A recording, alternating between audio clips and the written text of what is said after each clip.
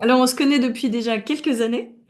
Oui. On s'est connus dans un contexte totalement différent de celui qui nous amène à parler aujourd'hui, puisqu'à l'époque, on était toutes les deux salariées dans une entreprise typique grosse boîte française. Et puis, il se trouve qu'aujourd'hui, tu as une casquette qui est radicalement différente, puisque aujourd'hui, tu es la fondatrice d'une maison du bien-être à Montgeron. Et tu as même multi-casquette puisque tu es aujourd'hui naturopathe, que tu organises tout un tas de choses au sein de cette maison du bien-être. Euh, ce que j'avais envie aujourd'hui, c'était de mettre en lumière ton parcours et que tu puisses nous le partager pour nous montrer combien, eh bien oui, quand on ose aller au-delà de ses peurs, quand on ose aller franchir certaines portes, eh bien il se passe des choses qui sont quand même assez incroyablement épanouissante. Mm. C'est l'objet de cette interview que je te propose de mener ensemble. Donc, l'idée au départ, eh ben, que tu nous racontes peut-être le contexte de Catherine dans sa jeune enfance. Mm. Voilà, c'était quoi, grosso modo, dans quel milieu tu as été élevée, avec quels principes, avec quelles croyances, enfin, qu'on dresse un peu l'image de Catherine quand elle était toute jeune. Oui. Oh là là, dis donc, c'est un sacré programme.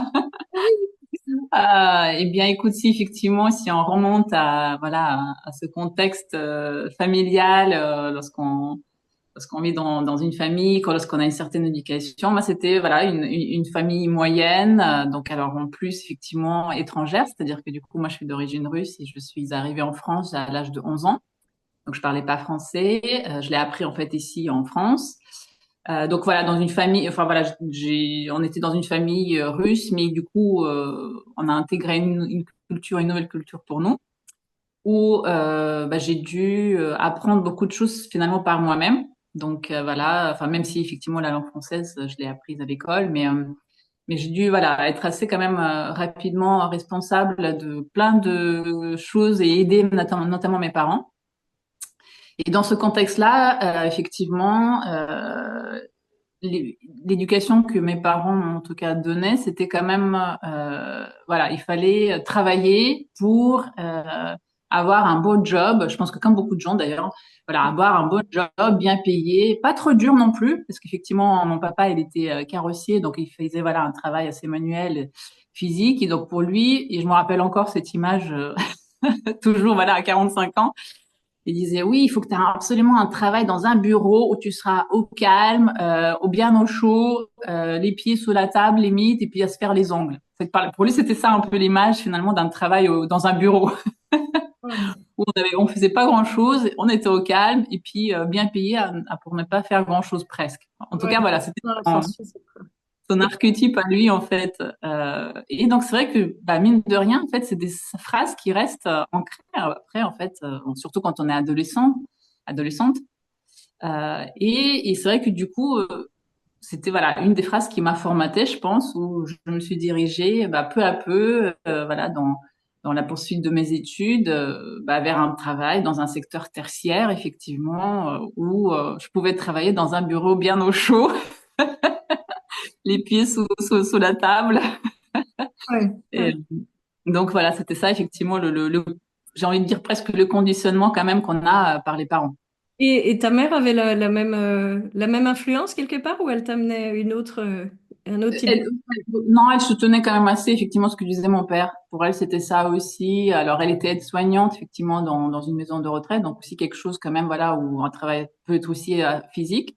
Et elle avait pas voilà sa vision concordait avec celle de mon père, donc effectivement ouais, c'était j'étais quand même influencée voilà Ouais. par les deux parents en fait dans cette vision-là. Ouais.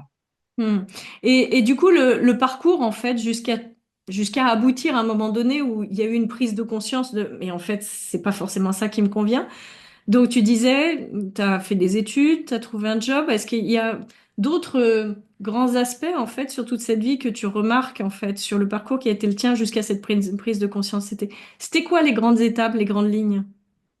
Mais je pense que ouais, on est quand même pas mal influencé par la société aussi. C'est-à-dire qu'effectivement, une des autres étape entre guillemets qui m'a marqué, que j'ai toujours en mémoire et que en fait finalement je me dis maintenant avec du recul qui a influencé finalement mon parcours dans voilà mon parcours professionnel.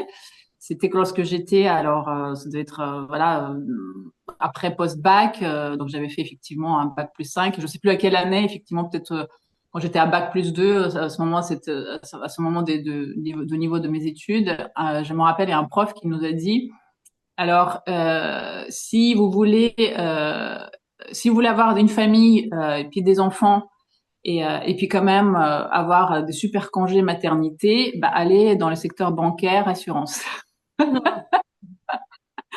Et c'est quelque chose de nouveau qui est resté, voilà, comme une graine dans mon cerveau en me disant, OK, moi, effectivement, je voulais avoir une famille, je voulais avoir des enfants.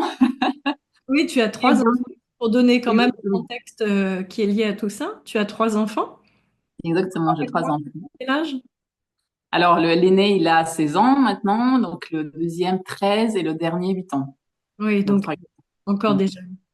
Et donc, tu t'es orienté vers le secteur banque Je assurance. me suis orientée exactement vers le secteur banque assurance parce que voilà, un prof nous a dit que c'est là qu'on avait les congés maternité les plus avantageux pour les mamans.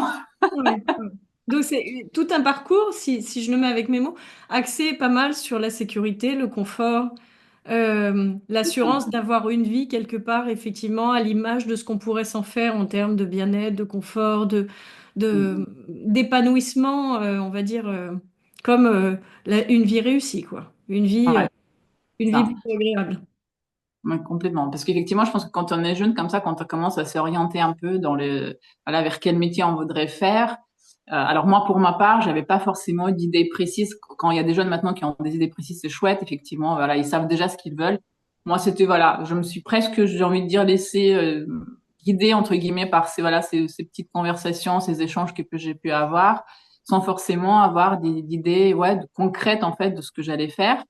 Et je pense que cet aspect, comme tu viens de dire, en fait, être, voilà, avoir une sécurité financière, avoir effectivement une vie finalement assez bien réglée, avec une famille, des enfants, avec un job bien stable, qui nous rapporte régulièrement tous les mois un salaire bien fixe. Donc ouais, c'était ça qui, enfin, en tout cas, voilà, un des critères qui était, je pense, à l'époque, quand j'avais voilà 20, 25 ans, qui est rentré clairement, qui m'a influencé clairement aussi dans le parcours. Ouais. Ça, c'est Oui. sans forcément aussi peut-être, enfin, en ayant quand même déjà, tu vois, aussi des projections, mine de rien, comme on a tous dans la société, c'est avoir, voilà, une belle maison, une belle voiture, voilà, partir en vacances avec nos 5 semaines de congés payés. Donc, ouais, quelque chose de bien réglé. Avec le conjoint aussi, effectivement. Oui, exactement. Ouais, ouais, exactement, ouais. Ouais, ouais, complètement. Et il se trouve que sur ton parcours, à un moment donné, tu as pu cocher toutes ces cases-là. Et pour Et autant, c'est ça, c'est que il s'est passé quelque chose qui a fait que, curieusement, on va dire que cette vie qui, sur le papier, paraissait pourtant être la meilleure, finalement, aujourd'hui, eh ben, tu t'en es éloigné quand même de beaucoup. c'est ça. Donc, qu'est-ce Voilà, qui s'est complètement. passé à un moment donné, justement, pour amener ce point de bascule-là qui t'a Hmm. fait comprendre que Écoute, non, c'est pas forcément ça. je pense qu'effectivement, une fois que j'ai atteint en fait, cet idéal je me suis fixé d'avoir un job bien stable, bien payé, etc. Effectivement, être dans une compagnie, une grosse compagnie d'assurance voilà, arriver à un certain niveau hiérarchique notamment aussi. Bah, comme tu dis, voilà, j'avais coché toutes mes cases et quelque part, je sentais quand même qu'il y a quelque chose qui allait pas, sans forcément encore mettre les mots dessus. Alors Ouais. après, peut-être ce qui aussi m'a aidé entre guillemets à se poser ces questions-là, c'est voilà des jobs assez, enfin des postes assez stressants, effectivement, qui étaient quand même bien prenants. Où mine de rien, je passais beaucoup de temps finalement au travail, pas assez de temps entre guillemets à mon goût, voilà, avec mes enfants et ma famille. Et, euh, et donc, ouais, des jobs stressants, mine de rien, effectivement, ou sur certains postes où j'étais pas loin d'un burn-out, en fait. Donc, je sais qu'effectivement, voilà, par ton histoire, je sais que toi, tu es arrivé à un burn-out. Moi, chaque fois, j'arrivais, en fait, entre guillemets, à trouver une porte de sortie avant de tomber dans le burn-out. C'est-à-dire que je C'était quoi sentais les qu'il y avait symptômes que tu ressentais sans pouvoir vraiment mettre des mots dessus à l'époque? Bah écoute, il y a sur un des postes, j'étais vraiment, mais j'avais perdu du poids. Enfin, je travaillais nuit et jour, je me réveillais en pleine nuit. Je pensais en fait à tout ce que j'avais à faire au bureau, etc. J'arrivais pas à dormir. Quand je rentrais ah ouais, c'est vrai qu'il y a des moments en fait où je rentrais du bureau à la maison et en fait je pleurais. C'est-à-dire que j'étais tellement en fait sous pression que j'avais les larmes en fait, je pleurais. Et mon conjoint qui est vraiment, mais voilà, je remercie l'univers, le ciel, enfin tout ce que tu veux, voilà, d'avoir un conjoint super compréhensif. Et donc il écoutait tout ça en fait, effectivement, c'est-à-dire que je pouvais me déverser entre guillemets avec lui. Et et voilà, et à un certain moment, je me disais, mais il y a quand même des choses qui vont pas. Donc, comme je disais à chaque fois, voilà, soit je changeais de job, du coup, enfin, en restant dans la même entreprise, mais je changeais de poste. Et quelque part, au bout de quelques mois, je retombais quasiment dans la même, voilà, dans la même, comment dire, Le dans même la même, enfin, le même configuration. exactement dans la même configuration.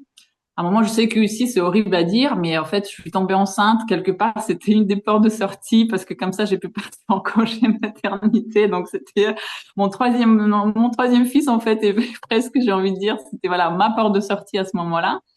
Et donc, ouais, et puis il y avait des moments où, enfin bref, voilà, effectivement, physiologiquement et psychologiquement, c'était très, très dur. Mais voilà, je ne suis pas, entre guillemets, chaque fois, je pense que j'étais à deux doigts de tomber dans le burn-out, mais j'arrivais à m'en sortir au dernier moment, entre Et ça faisait guillemets. combien d'années comme ça en fait que tu étais dans sur cette voie-là d'une forme de conformité par rapport à ce qu'on t'avait donné avant de te rendre compte que mais en fait on m'avait vendu le bonheur à l'issue de tout ça et en fait Hmm. plutôt que le bonheur c'est une autre forme de pression, c'est une autre forme de difficulté physique, c'est une Hmm. autre forme de difficulté émotionnelle. Donc il t'a Ah, fallu combien d'années en fait de travail sous ces conditions-là pour t'en rendre compte? je pense, enfin, je sais pas, là, comme ça, en fait, c'est vrai que mais je pense facile une dizaine d'années, quoi. Je pense pendant une dizaine d'années, j'ai tenu comme ça, en fait, effectivement, ouais. Ouais. Ouais, ouais, Et il y a eu facilement. un point de bascule particulier chez toi ou c'est comment c'est venu cette décision à un moment donné de te dire non mais je vais essayer d'explorer autre chose? Bah, je pense qu'effectivement, il y a eu, alors voilà, cette prise de conscience, mais très très très progressive en fait. C'est-à-dire qu'effectivement, je me suis pas réveillée un jour en me disant tiens, il faut que je change complètement, ça va pas du tout. Mais le fait d'avoir voilà des périodes comme ça où j'étais en stress, en pleurs, sans pouvoir dormir, etc. Donc ça voilà, ça nous quand même ça nous interroge en fait. On se dit mais est-ce que c'est Ouais. normal en fait de vivre cette vie? Et en fait surtout aussi pareil, ça c'est quelque chose où ça me reste en fait en tête. C'est vrai que donc je vis en région parisienne, donc je prenais effectivement pour aller à Paris, je travaillais à Paris en plein centre de Paris, donc dans le huitième et donc je prenais les RER et puis le métro et en fait il y avait le matin et le soir, donc c'était avant que le télétravail arrive. Je voyais en fait les femmes qui étaient un peu plus âgées que moi, mais avec des visages gris, avec des visages tellement tu sais tristes en fait. Et je les voyais donc et je me disais mais j'ai pas envie en fait d'être comme ça et de travailler comme ça jusqu'à ma retraite et puis finir en fait comme ça avec ces visages gris, tristes et puis sans vie en fait, tu vois, sans Ouais, ouais, je les voyais et ça me faisait un peu un effet miroir parce que je me disais et pourtant en fait je les vois, j'ai pas envie mais je suis quasiment sur cette pente là en fait quelque ouais, part. ouais. Donc Le soir. Ah, maintenant, ouais. Hmm. donc voilà. Donc il y a plusieurs choses comme ça qui viennent, qui voilà, qui comme je disais, ça vous interroge, ça vous interpelle, ça vous pose des questions. Et puis et ce qui m'a, en tout cas moi personnellement, ce qui m'a vraiment aidé entre guillemets à se dire, pour de bon, je me pose vraiment la question, c'était Covid en fait, le Covid qui est arrivé. Hmm. Donc c'était en début 2020, mais et même avant que le Covid en fait arrive, je pense qu'il est arrivé pour moi au bon moment. J'ai envie de dire parce que ça a commencé quand même toutes ces interrogations voilà avant et c'était même plusieurs mois avant et j'ai commencé en fait déjà à ce moment-là voilà à essayer de trouver peut-être des comment dire des activités ou des choses qui puissent me sortir de cet état un peu pilote automatique tu Ouais. vois C'est cette forme de donc routine de vie là qui te convenait pas. exactement ouais ouais, ouais, complètement et puis Qu'est-ce qui s'est il y avait passé là? parfois tu sais, comme des petites lumières qui s'allumaient comme ça de temps en temps et une des lumières c'était toi. Oui.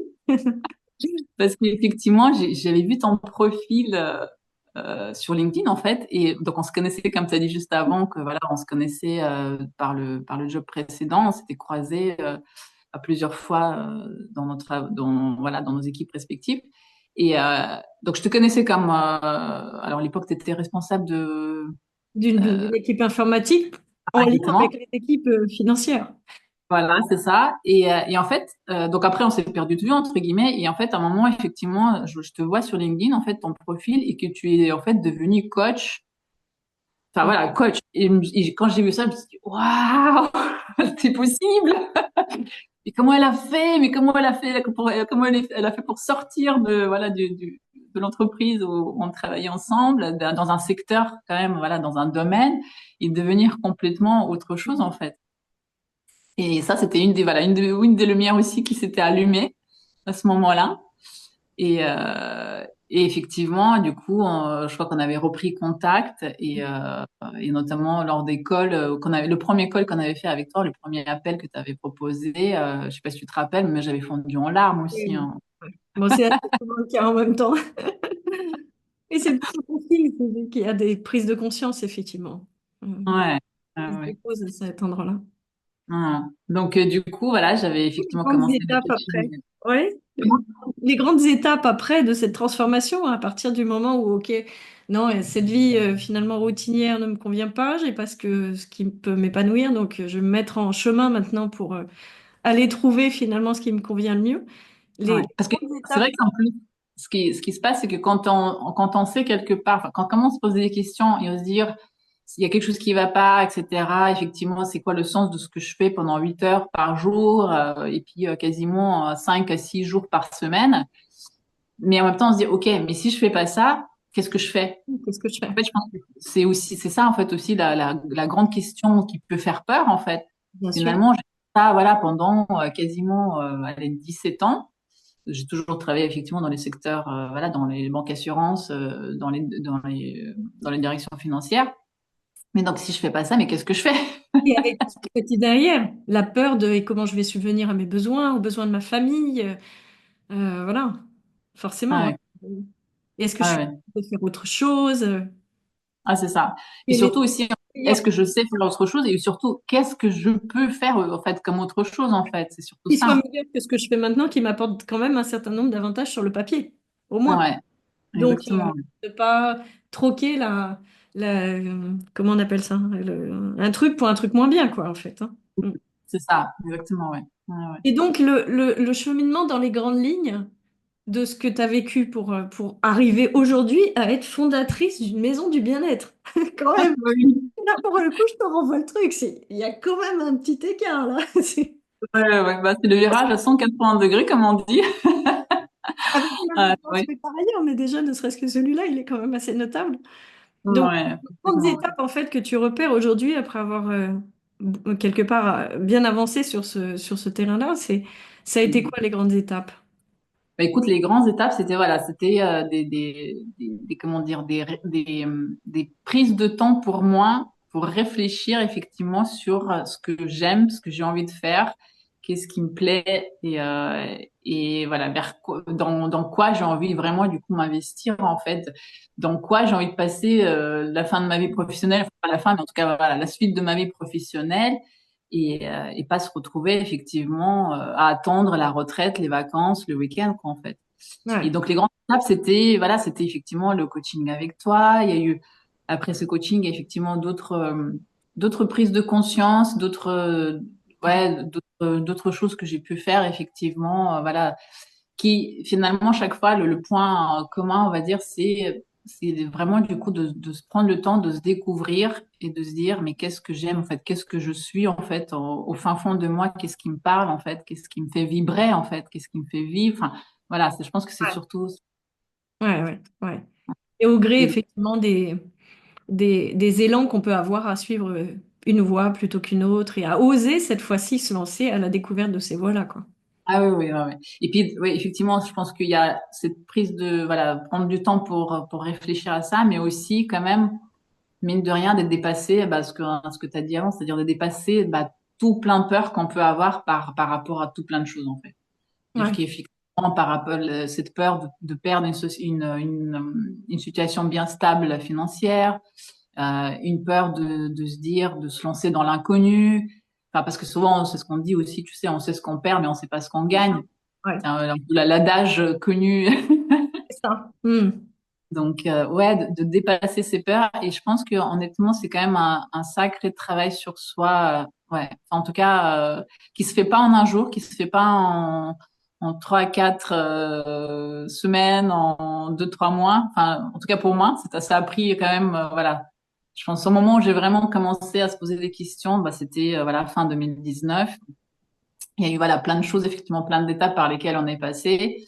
Et du coup, voilà, j'ai fondé ma maison, effectivement. Enfin, j'ai commencé à travailler sur le projet, c'était en 2022, donc fin 2022, donc presque finalement 2 ans après, en fait.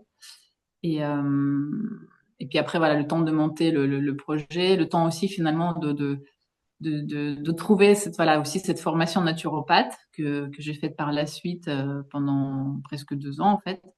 Et, euh, et ouais, c'est un parcours, je pense, où clairement, en fait, comment dire, on se remet énormément en question. On se remet énormément en question et puis on dépasse nos peurs. Et C'est là, pour le coup, pour dépasser les peurs, je pense que de nouveau, c'est très personnel parce que les peurs aussi sont très personnelles, hein. Et les méthodes pour les dépasser, je pense aussi, voilà, il hmm. y a différentes Pas de méthodes. recette, ouais. À ce niveau-là. Comment? Il n'y a pas de méthode ou de recette toute faite. Il y a des grands principes qu'on suit tous, mais après, c'est vraiment de l'histoire de chacun. C'est un Hmm, travail hmm, de plus de déconstruction, juste hmm. des croyances et des limites qu'on pense avoir pour trouver Ah, complètement. notre meilleure voie. Mm. Hmm. Si tu avais trois clés à partager à ceux qui écoutent cette vidéo, trois clés qui t'ont vraiment aidé sur ce parcours-là, lesquelles ce serait? Bah écoute, alors la première, c'est une clé en fait, si tu veux, que j'avais déjà. Donc c'est pas une clé sur laquelle j'ai travaillé entre guillemets, tu vois, dans tout ce parcours-là. C'est la persévérance. Ça pour le coup, pour moi, voilà, persévérance et régularité. Tu vois, c'est surtout en fait quand on se lance en fait dans ce type de reconversion, de changement de vie, etc. C'est euh, on peut être, tu sais, un peu aussi être conditionné, je pense, en se disant, bah, si je fais ci, et puis si je vois pas de résultat tout de suite, et ben, j'abandonne. Et ben non, effectivement, je pense qu'il faut oublier un peu l'aspect résultat, et en fait, voir surtout le cheminement, voilà, la progression, enfin, le chemin, en fait, finalement, qu'on prend, l'apprécier ce chemin-là, et du coup, en fait, et ce chemin-là, ben, il est fait quoi? Il est fait de persévérance, il est fait de petits pas par petits pas, l'un après l'autre, en fait. Et ouais, régularité et pas se dire, OK, si j'ai fait ça et que j'ai pas le résultat que je m'attendais, bon, bah, ça veut dire que ça marchera pas. Non, en Ouais. fait, on oublie vraiment l'aspect résultat et en fait, et on continue. Et voilà, pour la persévérance, c'est quelque chose que j'avais déjà, j'ai envie de dire, effectivement, et que je l'ai beaucoup utilisé dans ce Ah oui, c'est un point parcours. super intéressant. Ouais. Mm. Après, une autre clé que j'ai envie de partager, pour le coup, que voilà, sur lequel je travaille encore, j'ai envie de dire, Ouais. c'est vraiment d'avoir la foi, en fait, dans notre grand verre, dans notre grand rêve, pardon, et dans notre vision, en fait. Mm. C'est, et quand je dis la foi, c'est pas tout le côté religieux, mais c'est vraiment, du coup, avoir la foi bah, voilà, dans ce qu'on propose, dans ce qu'on se construit, enfin, voilà. Et ça, et pour le coup, pour moi, ça, c'est quelque chose où, ouais, ça se travaille, je pense. Enfin, en tout cas, c'est ma vision. Tu la ressens comment en fait la foi? Comment tu sais au fond de toi que quelque part t'es guidé par cette voie-là? Comment ça se matérialise chez toi? Bah écoute, alors là, comment ça se matérialise? Si je prends les exemples précis, par exemple sur le projet voilà, de construire en fait la maison Ekabi, enfin de mettre en place la maison Ekabi, j'ai eu plein lors du projet, donc ça m'a pris voilà 1 an, mais j'ai eu plein en fait de comment dire de rencontres, de synchronicités, de choses qui sont presque en fait arrivées sans que forcément je le cherche absolument et que je sois vraiment dans une contraction de vouloir enfin, je sais pas, ça s'est déroulé d'une façon assez fluide, que le fait de trouver voilà le local, le fait de trouver des financements, le fait de en fait c'était du coup c'est vrai que cette fois aussi, je sais pas, est-ce que ça se travaille ou est-ce que c'est quelque chose voilà, qu'on a et puis en fait, on fait confiance finalement. C'est peut-être aussi une question de confiance au final. Mais, euh, mais ouais, du coup, je me dis, il y a eu toutes ces synchronicités-là, toutes ces rencontres, tout ce schéma finalement assez facile, je me dis, c'est pas pour rien. C'est Oui. pas possible que ce soit pour rien. Je le vois beaucoup, ça, cet aspect-là, parce que je le partage effectivement, hein, comme un espace d'ouverture qui soutient la persévérance. Ouais, exactement, ouais. Sans cet espace-là, sans cette, oui, cette foi, cette conviction profonde finalement de poser les actions qui sont absolument justes, on a du mal à tenir la persévérance derrière. Ça, c'est Ouais, c'est, vraiment mm, difficile. Alors que ouais. quand on touche du doigt ce truc-là, il y a comme quelque chose qui, au fond de soi, nous dit, mais si c'est vraiment par là, parce qu'effectivement, sinon, ça n'aurait aucun sens. Et la vie Mm, entière, on voit tellement de congruence, finalement, dans la vie, même si elle chahute et autres, il y a quand même cette espèce de congruence qu'on voit partout comme une forme d'intelligence, à l'œuvre. ouais, complètement, ouais. Je trouve que, effectivement, cette foi, elle est essentielle à avoir pour garder la persévérance, la détermination et la persévérance. Sinon, on a mille opportunités de dire non, j'abandonne. J'abandonne. Ouais, Il n'y a pas ça. non, ouais. Non, ouais, complètement, ouais. Et Et là, puis, du coup, la troisième, dernière clé, en fait, alors, je sais pas si on peut l'appeler la clé, mais en fait, c'est quelque chose que j'ai retenu, c'est un mantra que j'ai retenu quand on a travaillé ensemble sur le coaching et qui est devenu depuis mon mantra. ah, c'est chouette. Ouais. Alors, c'est la vie est une aventure, ose-la. Ah, Mère Teresa, que je l'adore, cette Mère Teresa. La vie était une aventure. Je me rappelais plus exactement. Je sais qu'effectivement, c'était voilà, quelque chose, enfin, une citation en tout cas qui était ressortie et je l'ai gardée et en fait, c'est, limite, j'ai presque envie de dire, si je l'ai mis en dernier, que c'est vraiment aussi quelque chose d'aussi hyper important, quoi, parce que, en fait, moi, c'est comme ça que je la voyais, en fait, déjà, si tu veux, quand j'étais jeune, entre guillemets. Puis après, on oublie, voilà, on passe un peu dans le conditionnement de la société, etc. Et en fait, depuis que entre guillemets, voilà, cette citation, je l'ai en tête, ben, je me dis ouais, mais c'est trop ça en fait. La vie, il faut vraiment prendre la vie comme une aventure et puis oser y aller, oser la vivre en fait, oser aller jusqu'au là où on a envie d'y aller en fait. Donc Comment tu fais pour justement, parce que l'aventure rime aussi avec peur, encore une fois. Avec, oui. ah là, est-ce que je vais y réussir? Est-ce que je vais oser? Comment tu fais quand ça se présente à toi et que justement, tu vois, au-delà de se rappeler cette phrase-là, comment tu fais pour y aller justement, pour oser? Mais écoute, je sais pas. Je t'avoue que là, comme ça, je sais même pas. En fait, je pense que je sais pas. C'est peut-être quelque chose que j'avais au fond de moi. Tu sais. Ouais, ça fait partie peut-être de mon voilà de mon caractère, de ma personnalité, parce que même quand je me rappelle voilà des souvenirs de mon enfance, mais j'adorais aller découvrir des coins inconnus, des rien que ne serait-ce que le bout du jardin de chez ma grand-mère où c'était hyper signalé parce que c'était trop sombre, je sais pas quoi. J'adorais y aller là-bas, enfin tu vois, et du coup pour moi tout était aventure et en fait et c'est vrai que c'est quelque chose que je le vivais comme ça quand j'étais enfant. Et puis après, voilà, on oublie. Et en fait, ouais, je sais pas. Donc c'est quelque chose que je pense que ça fait partie de moi. Et donc, Est-ce que ça sonne juste si je te dis qu'en fait, il y a un moment donné, on est tellement à écouter finalement toutes ces peurs, toutes ces choses-là qu'on nous transmet, justement, on se coupe du plaisir de la découverte. L'attrait de la curiosité, l'attrait de la découverte, quel que soit finalement ce qu'on pourrait trouver derrière. C'est que parce qu'on fait des présuppositions que ça pourrait être dangereux, grave et autres, qu'on n'y va pas. Mais c'est parce qu'aussi, à cet endroit-là, on n'est pas assez connecté à ce plaisir de la découverte qu'on a enfant, qui fait qu'à un moment donné, on se met debout, on apprend à marcher, on apprend à faire du vélo, on apprend à nager, alors que toutes ces choses-là, potentiellement, elles peuvent être dangereuses aussi. C'est ah ouais, complètement, ouais. Bah, renouer en fait à cet endroit-là avec ce goût de la découverte, de l'exploration et le jeu de l'exploration pour l'exploration, pas pour obtenir un truc, tu vois, quand tu disais le pour pas résultat, pour un résultat, ouais.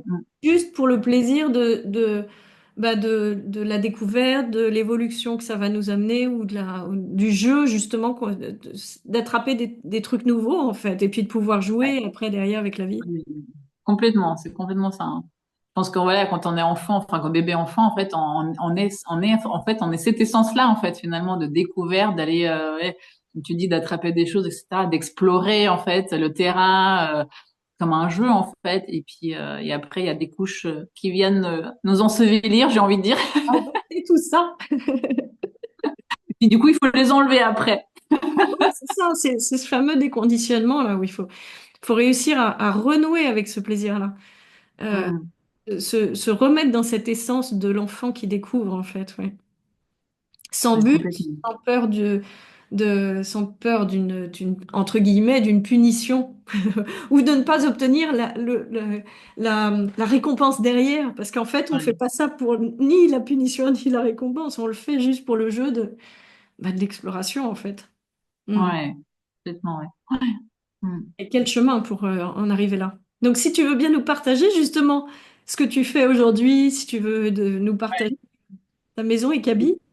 Oui, exactement. Du coup, effectivement, voilà, j'ai fondé donc effectivement j'ai appelé la maison Ekabi, mais donc c'est un lieu de partage, d'échange, dédié en fait au bien-être et à la parentalité. Donc au sein de cette maison, on propose des choses, on va dire assez classiques, comme par exemple des cours de yoga, de pilates, de stretching, que ce soit pour les adultes ou pour les enfants, et puis des choses un peu moins classiques, comme voilà, peut-être aussi des ateliers de méditation, des cercles de femmes, euh, donc voilà, des choses un peu, on va dire, qui sortent un peu de l'ordinaire aussi. Et en fait, l'idée derrière, c'est vraiment du coup de proposer en fait aux personnes un ensemble voilà, de méthodes, de techniques différentes, parce qu'on est tous différents, on est tous voilà, on a des problématiques différentes. Et en fait, pour moi, ce qui est important, et pour le coup, ça rejoint complètement aussi ce que j'ai appris, tu vois, en naturopathie, c'est qu'en fait, on est un ensemble, en fait, on est un tout. On a un corps physique, effectivement, mais aussi un corps émotionnel, un corps mental, un corps spirituel. Et en fait, effectivement, pour être bien, ben, il faut que tous ces corps-là soient alignés. C'est-à-dire Mm. que, voilà, si et de nouveau, en fait, aussi, voilà, on parle beaucoup aussi des émotions également. Et puis, les émotions, bah, quelque part, si s'il y a des choses, j'aime bien aussi une citation qui dit tout ce qui ne s'exprime pas s'imprime. Ouais. Donc voilà, si on prend pas soin de nos émotions, bah ça s'imprime dans le corps effectivement. Et puis donc voilà, l'idée de cette maison, c'est vraiment du coup d'offrir un ensemble de techniques, méthodes pour que les personnes puissent aller mieux, puissent prendre soin d'elles. Et parce que pour moi aussi, ce qui est important, c'est que quand chacun est bien avec soi-même, bah, il sera forcément bien avec les autres, avec son entourage, avec son prochain, avec son voisin, avec son collègue. Donc, Donc c'est assez souvent peut-être plus des femmes avec enfants, ou est-ce que c'est euh, vraiment ouais, tous effectivement, 90% de personnes qui viennent, c'est des femmes. 90, 95, hein. pour l'instant, mais à ce jour en tout cas. Ouais, ouais. Il y a quelques hommes, effectivement, qui viennent, mais c'est quand même très, très, très rare. Ou c'est surtout parce que c'est les femmes qui les emmènent. Donc, mais oui, oui, c'est effectivement, c'est pour voilà, pour les femmes. Alors, c'est surtout aussi les femmes qui ont quelque part, qui commencent aussi à avoir un peu plus de temps pour elles, heureusement ou malheureusement. Donc, voilà, qui ont des enfants qui sont déjà grandis, qui sont déjà ados et qui en fait, du coup, elles commencent à se prendre en charge, que ce soit là au niveau physique, mental, émotionnel, hein. Chouette. Donc, voilà. C'est toujours le bon moment pour commencer ce genre de choses. Oui, ben en fait, je me dis, il n'y a jamais de moment parfait. En fait, le moment Hmm. parfait, c'est celui qui est vraiment là où on se dit, OK, là, il faut que je me prends, voilà, j'ai envie d'aller, de me prendre du temps pour moi, de me ressourcer, de faire autre chose que mettre au boulot dodo aussi. Ouais. Et en tant que naturopathe, donc tu exerces au sein de la maison Ekabi ou également en vidéo peut-être? Oui, alors effectivement, je propose du coup des consultations individuelles de naturopathie pour faire les bilans de vitalité. Et également des massages aussi, parce que les massages, c'est une des techniques manuelles qui vient voilà, moduler effectivement le physique, mais derrière avec les bienfaits sur le mental et sur l'émotionnel. Donc je propose voilà, les consultations sur place et en visio, effectivement. Donc il y a mon site que j'ai créé tout récemment qui s'appelle Eh ben, Catherine-naturopathe.fr. Je vais le Mais mettre en ouais. description. Et, et est-ce que tu as une spécificité ou tu es généraliste, on va dire, en termes de naturopathie pour le moment? Alors, c'est généraliste avec voilà cette facette de massage que j'aime beaucoup, Ouais. effectivement, ou vraiment du coup ouais, de pouvoir aussi apporter quasiment tout de suite en fait finalement le bien-être à la personne, de sentir aussi enfin, ce qui se passe sous mes mains quand je masse. Et c'est vrai que c'est quelque chose où j'ai découvert, je pensais pas du tout en fait, même quand j'ai commencé voilà la formation de naturopathe. Moi, c'était bon, pourquoi pas, comme une technique comme une autre en fait. Et finalement, bah, j'ai pris vachement goût. Ça se révèle à soi. C'est ça qui est terrible, hein. Si on en Ouais, reste que dans la sphère de ce que l'on croit à propos de soi, on passe à côté de finalement Hmm. ce qui reste à découvrir. Ça Ouais, se révèle complètement. à soi à travers le ah ben oui, pourquoi pas en fait? Pourquoi pas essayer? Ouais, Et c'est quand même assez magique de voir ensuite ce que ça peut amener au final. ouais, complètement, ouais. Bon, un dernier mot peut-être avant de se quitter, s'il y a quelque chose qui vient là. Bah écoute, non. Et puis le dernier mot, c'est peut-être voilà, effectivement, ceux qui sont sur ce chemin-là de questionnement, bah franchement, n'hésitez pas. Enfin, moi, juste envie de dire voilà, foncez et vraiment. Quitte à mettre le passé, on a tous voilà un passé effectivement avec ce qu'on a pu vivre, etc. Laissez-le là où il est, j'ai envie de dire. Voilà, on peut pas effectivement accepter le tel qu'il est. Et puis en fait, juste regarder vers l'avenir et voilà et foncer et découvrez la vie, découvrez vous-même, découvrez la vie. Ouais. Un enfant, comme un enfant. Bon, ben merci beaucoup, Catherine. Ah, Et merci, Evelyne. puis belle vie à la maison et Kaby, hein. Ouais, merci. Pour ceux qui voudront la découvrir. Mais je mettrai ton site internet en descriptif de la vidéo. Ça marche avec plaisir. Beaucoup pour ce partage. Merci à toi, Evelyne.